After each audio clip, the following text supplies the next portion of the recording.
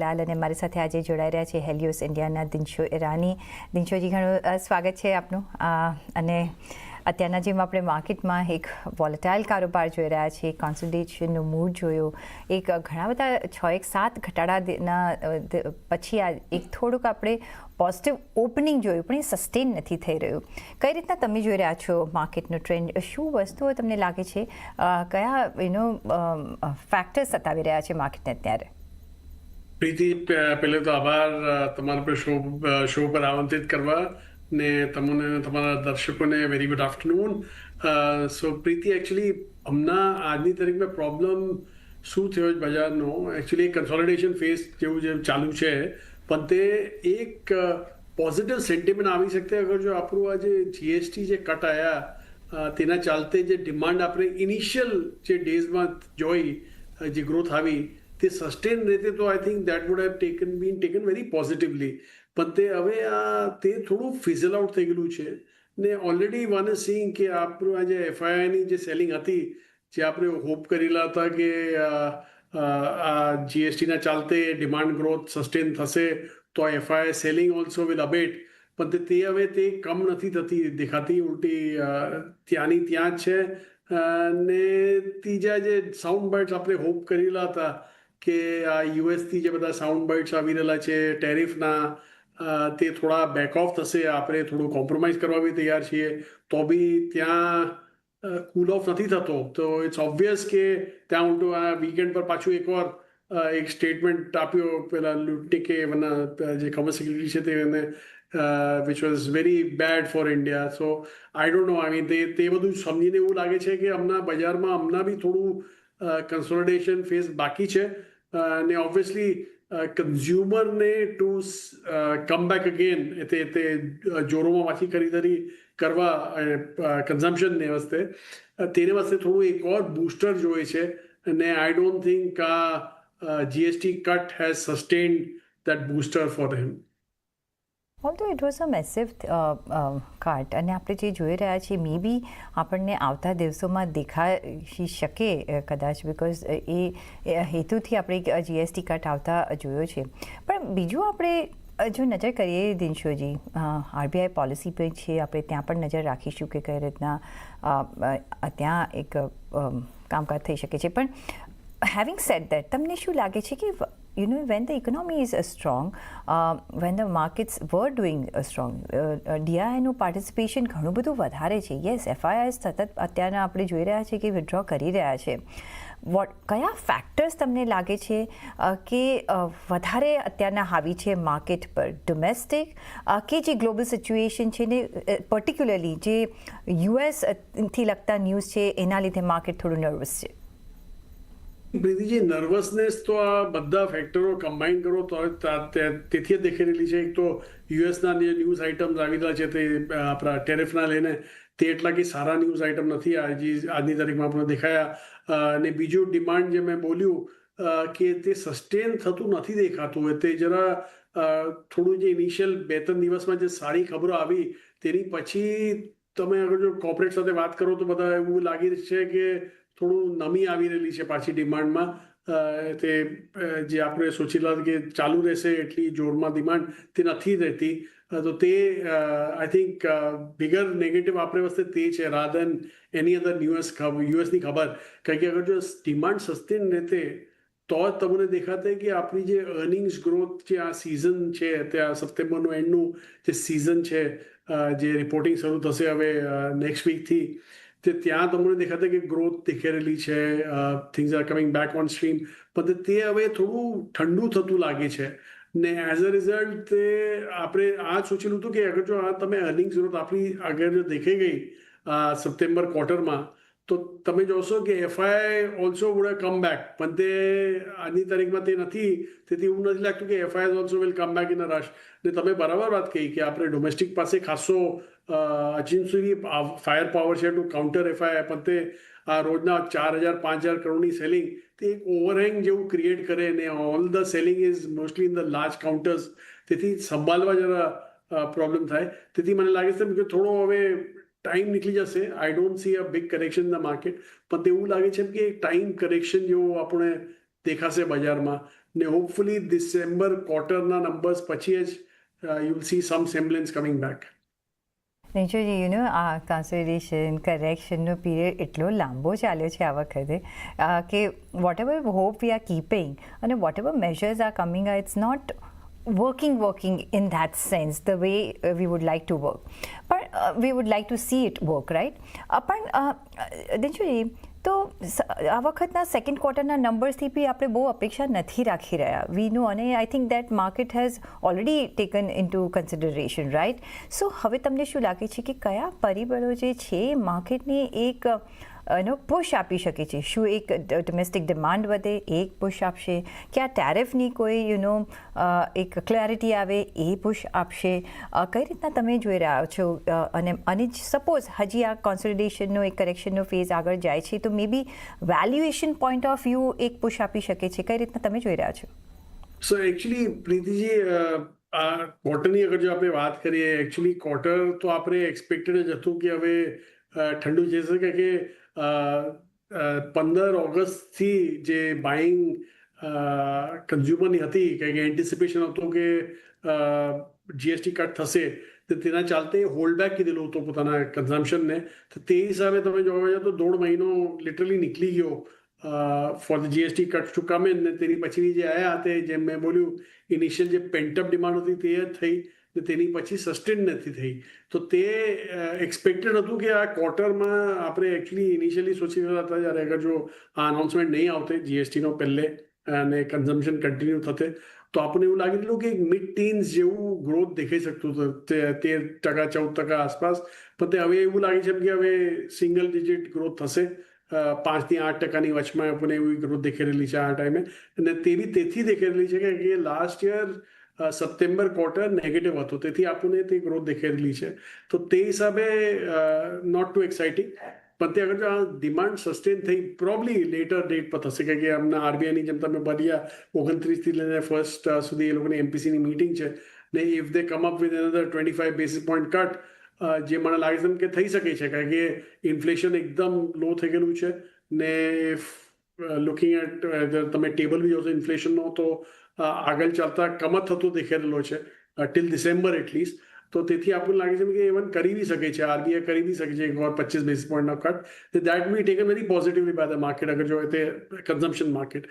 પણ તે જેમ સસ્ટેન કરવા અગર જો કન્ઝમ્પશનને, તમને આપણને જોઈએ છે કે એક private sector participation starts કિકિંગ in a big way, in the sense કે તમે કેપેક્સનું સ્પેન્ડ શરૂ કરી કરો, પાછું એ કેપિટલ એક્સપેન્ડિચર કરો ને નવા જોબ ક્રિએશન્સ કરો, તો પછી તમે જોશો કે આ એકદમ જે કન્ઝ્યુમરનું કોન્ફિડન્સ તૂટેલું છે તે પાછું ઉભરીને પાછું આવશે, અને probably that will help demand creation to continue.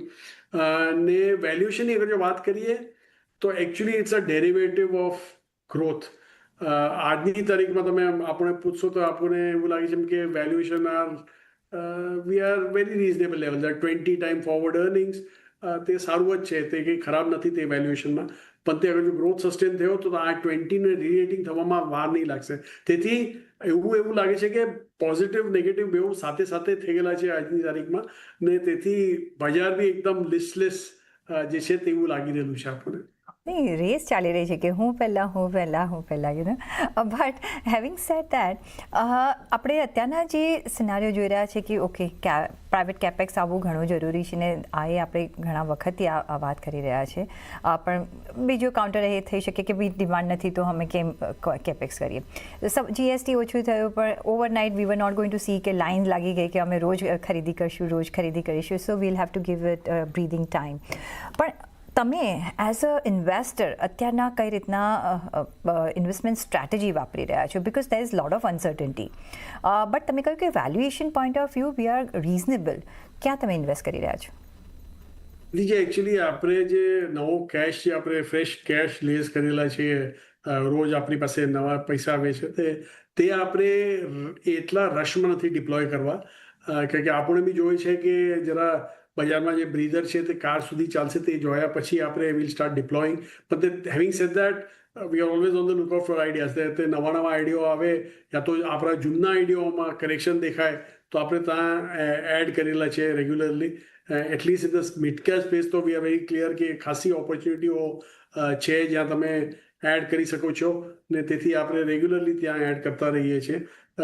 તો તે હિસાબે જે કેશ છે આપણી પાસે ઇઝ વેરી લિમિટેડ કેશ છે, પણ એટલું 2-3-4% આસપાસ આપણે કેશ વેરિયસ ફંડ્સમાં આપણે રાખેલું છે ટુ ડિપ્લોય. ને તમે અગર જો આપણે પૂછો કે કેવી જગા પર આપણને લાગે છે તે, તો ફાઇનાન્શિયલ સર્વિસ તો એક ગિવન છે આપણું ફેવરેટ છે. ને ત્યાં ઓલરેડી તમે જોયું છે કે ખાસી મોટી સ્ટોકો અને મિડ કેપ સ્ટોક્સો બી ખાસા કરેક્ટ કરેલા છે, તો તે આપણે ત્યાં રેગ્યુલરલી આપણે ત્યાં એડ કરેલા છે. અને ઓબ્વિયસલી પ્લેટફોર્મ કંપનીઝ જે આપણી ફેવરેટ છે ત્યાં તો આપણે એડ કરતા જ રહીએ છીએ, કારણ કે તે લોકોનું આ ક્વાર્ટર બી આપણને એવું લાગે છે કે સારું આવવાનું છે. બીજી હજી અત્યારના સ્ટોરી આપણે ચાલતા જોઈ રહ્યા છીએ, because we are seeing a good order book અને સારું કામકાજ જોઈ રહ્યા છે, અને એ છે ડિફેન્સ એઝ અ સેક્ટર. કેટલો તમને ઇન્ટરેસ્ટ કરે છે આ સેક્ટર? સો પ્રીતિજી, એકચ્યુઅલી ડિફેન્સમાં આપણી પાસે ખાલી એક જ સ્ટોક છે, જે પહેલે બી આપણે બોલ્યું છે, Bharat electronics. That is the only stock we have, કારણ કે તે ઇલેક્ટ્રોનિક જે સેગમેન્ટ છે ડિફેન્સનો, તે ખાસો સર્વિસ ઇગ્નોસ્ટિક હોય. જેમ તમે જોયું HAL આજે ચાલી ગયો, કારણ કે HALને એક મોટો ઓર્ડર મળ્યો, પણ તે એરફોર્સથી મળ્યો. પણ તે બેલ પોતે ચાલ્યા કરે છે, કારણ કે ત્યાંથી એરફોર્સથી આવે કે આર્મીથી આવે કે નેવીથી આવે, ઇલેક્ટ્રોનિક્સ હરેક સેગમેન્ટમાં જોઈએ છે. તેથી તે keep space with the growth in defence expenditure depending irrespective of the sector. તેથી આપણને તે ગમે છે. અને બીજું આ ખાસિયત તે સ્ટોકની તે છે કે કેપેસિટી એક્સપેન્ડ કરવા માટે કે એટલી જાસ્તી કેપેક્સ રિક્વાયરમેન્ટ બી નહીં હોય તે પર્ટિક્યુલર ઇલેક્ટ્રોનિક સેગમેન્ટની. જ્યારે કે તમને અગર જો નવી લાઈન નાખવાની હોય એરોનોટિક્સની, યા એક નવું વાફ નાખવાનું હોય ફોર શિપ બિલ્ડિંગ, તો ત્યાં ખાસા મોટા કેપિટલ એક્સપેન્ડિચર હોય. તેથી we look for see these kind of ideas. That's why we are with stocks like BEL. સાથે જ અહીંયા આપણે ચર્ચા તો વધારે કરીશું, પણ લઈ લેવાનો છે મારે બ્રેક. તો બ્રેક લઈને પાછા ફરીશું. જોડાયેલા રહેજો અમારી સાથે.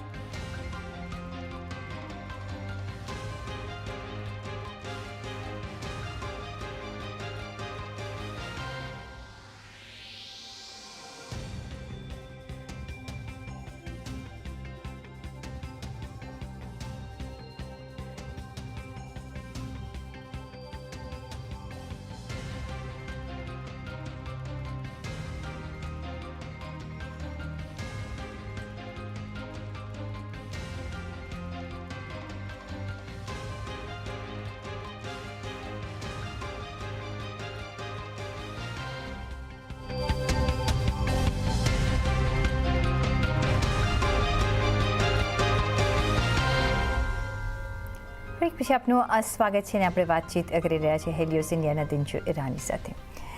દિનચુજી, જે રીતના ટ્રમ્પનું અત્યારના ટેરિફ અંગે અને બીજી બધી પોલિસીઝ અંગે આપણે જે વોલેટિલિટી જોઈ રહ્યા છીએ, પછી એ આઈટી પર જુઓ, H1B વિઝા, ફાર્મા પર જુઓ 100% ટેરિફ, એક કઈ રીતના આ બી સેક્ટર સાથે શું કરીશું આપણે જો ઇન્વેસ્ટ કરવું હોય તો? સો પ્રીતિજી, એકચ્યુઅલી આઈટી તો આપણે બહુ ક્લેરિટી હતી આપણને. ઇનફેક્ટ આ વર્ષે ફેબ મહિનામાં જ આપણે ડિસાઇડ કીધેલું કે IT is no go for us. અને તેથી હતું કે initially the thought process was કે યુએસમાં એટલી બધી જે અનસર્ટનિટી આવી રહેલી ટેરિફના ચાલતે ત્યારે તો વાતો ચાલી રહી હતી, તો આપણને લાગ્યું કે probably companies will not be keen deploy કરવા પૈસા. તેથી આપણે we held back on IT at that point in time. પણ તે પછી એઆઈ જે મોટી તરીકે આવ્યો તે હિસાબે આપણને લાગ્યું કે હવે આ એઆઈ ચાલતે બી એ લોકોનું જરા ડિસ્ટ્રપ્શન થઈ શકે છે, તેથી આપણે દૂર રહ્યા તેનાથી. ને હવે આ જે તમે બોલ્યા કે એકચ્યુઅલ જે આપણે સોચેલું નહીં હતું એકચ્યુઅલી કે સર્વિસ સેક્ટરમાં બી ટાર્ગેટ થશે ટેરિફનું ડાયરેક્ટલી. પણ તે આ H1B જે આપણે યુઝ કરીએ છીએ, આપણા ડોમેસ્ટિક આઈટી કંપનીઓ ખાસા હદ તક યુઝ કરે છે ટુ એક્સેસ યુએસ માર્કેટ.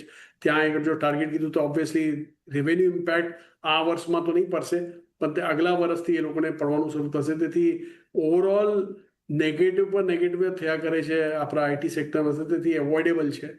બીજું, ફાર્મા એટલું ડાયરેક્ટ ઇમ્પેક્ટ નહીં હતું જેટલું બધા એક્સપેક્ટ કરીને બેસેલા હતા, તેથી જરા પોઝિટિવ રિએક્શન બી જોવા પડે પછીથી. તે સ્ટોકમાં મેસિવ નેગેટિવ રિએક્શન થયેલું હતું, પણ તે કંઈ આપણને એવું કંઈ ક્લેરિટી નથી કે આગળ ચાલતા યુએસમાં કે પાછું પ્રેસિડેન્ટે પછીથી અનાઉન્સ કીધું હતું કે જેનેરિક્સમાં બી એમાં એક એવી કે પોલિસી લાવવાના છે. તો અગર એવું થયું તો પછી પાછી આપણી જ કંપનીઓ ટાર્ગેટ થશે તેમાં. તેથી it's better to avoid pharma and IT at this point in time, ને પછી ટેક અ લુક લેટર, પણ આજની તારીખમાં તો જરાક બી નહીં. સર, ઓફકોર્સ અત્યારના હુએવર આઈ એમ સ્પીકિંગ ટુ, જેની સાથે પણ હું વાત કરી રહી છું, કહી રહ્યા છે ડોમેસ્ટિક ફેસિંગ પર તમે અત્યારના નિર્ભર કરો, ત્યાં તમે નિવેશ કરો. પછી એ FMCG હોય, ડિસ્ક્રિશનરી સ્પેન્ડિંગ હોય, autos, so on and so forth. કઈ રીતે આ બધા જ વર્ટિકલ્સમાંથી તમે ક્યાં અત્યારના નિવેશ કરી રહ્યા છો? એકચ્યુઅલી આપણે પહેલેથી જ આપણને આપણા ડોમેસ્ટિક ફેસિંગ જે સેક્ટર્સ હતા તેનામાં જાસ્તી કમ્ફર્ટ હતો. ઇનફેક્ટ આપણે પહેલે બી જેમ ચાઇના +1ની વાત ચાલી રહેલી, આ PLI સ્કીમ્સની વાત ચાલી રહી હતી, તે પ્લેઝની ચાલી રહેલી હતી વાત. વી વર નોટ કન્વિન્સ્ડ, કારણ કે ત્યાં આપણને લાગી રહેલું કે ઇન્ડિયાનું જે એજ છે is on domestic demand rather then on external demand.